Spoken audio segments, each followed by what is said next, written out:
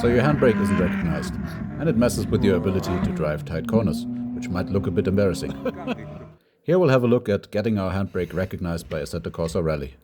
It looks like AC Rally is a bit picky in choosing which inputs to react to. There are many controllers, like my own cheap Chinese handbrake here, which don't get recognized. I also heard of people having similar problems with buttons on their wheels and so on. There are some elaborate ways to fix it for our cheap Chinese handbrake, which includes stuff such as recompiling and programming the controller, which I think they do work.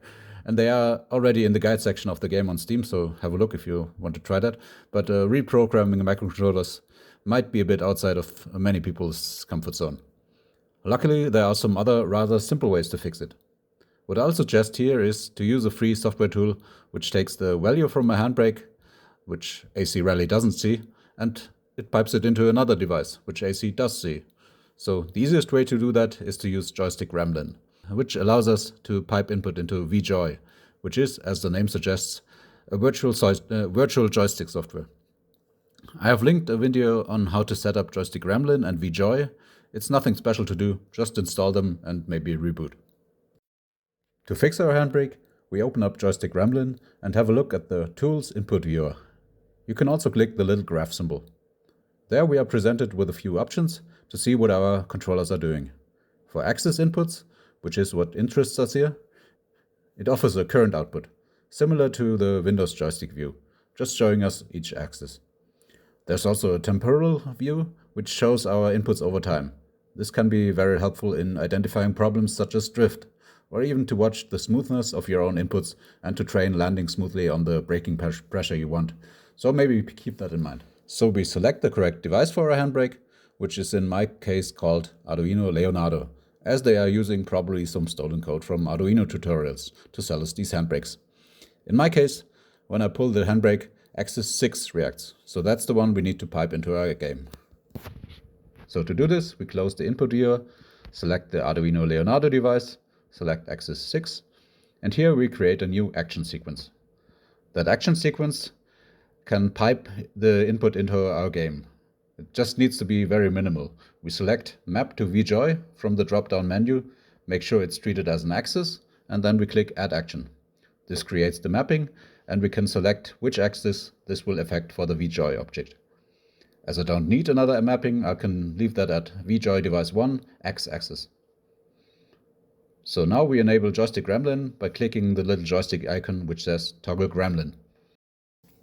Now the handbrake can be assigned in the game by simply assigning it to a joystick axis. Please check that your input works like this and that you can activate the handbrake to like 50%, otherwise you might have a different input mapped. Some handbrakes actually provide a button option. But if we get that working, using Joystick Gremlin also allows us a lot more freedom to play around with our controllers than most games. So it might not just be useful for AC Rally. For example, we can add a response curve to our input, which means we can change how pulling the handbrake in-game reacts to what we're doing in real life. Now it's important that we apply the response curve first before we map it to VJoy, otherwise this won't change anything for what the game actually sees. So drag the response curve action to the top. When we add the response curve, at first it's completely linear.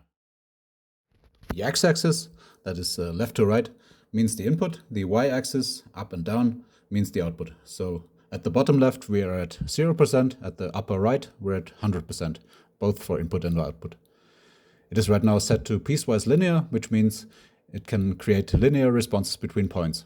If we double click on that graph, a point appears, and we can change it any way we want by dragging this point around on the graph. You can use as many points as you like and use whatever shape you like. I personally use my handbrake like this, which is a cubic Bezier spline, which is a fancy way to say it's a smooth curve and we can control the shape. It's really rarely needed to tell the game to add 10% handbrake, as that will probably not do a lot in most driving situations, but I'd rather like more feel between 50 and 100%. So if I think the car needs a little bit more braking at the rear to help with rotation, I'd rather just change my brake bias to fix it precisely and repeatably, instead of playing around with the handbrake just a little bit. Perhaps I'm mistaken about that and that's the secret to speed. Just tell me in the comments if you like.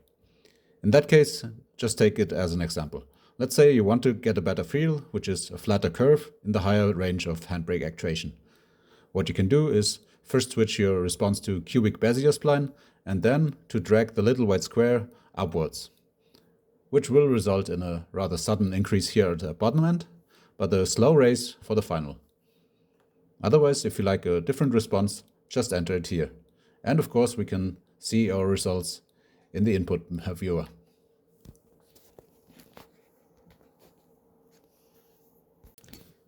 You can of course also use this to fix other controllers, such as PS5 or Xbox controllers. Using different response curves to the analog sticks and triggers might help a lot with driving. Don't forget to open Joystick Gremlin and click Toggle Gremlin on so that it's actually blue and active before you start your game. Also, save your profile so that your settings don't get lost and they can be reapplied directly once the Gremlin tool is opened. So I hope that helps you already with getting the input working and to make it actually useful for you as you like it in the game. Thanks for watching and bye.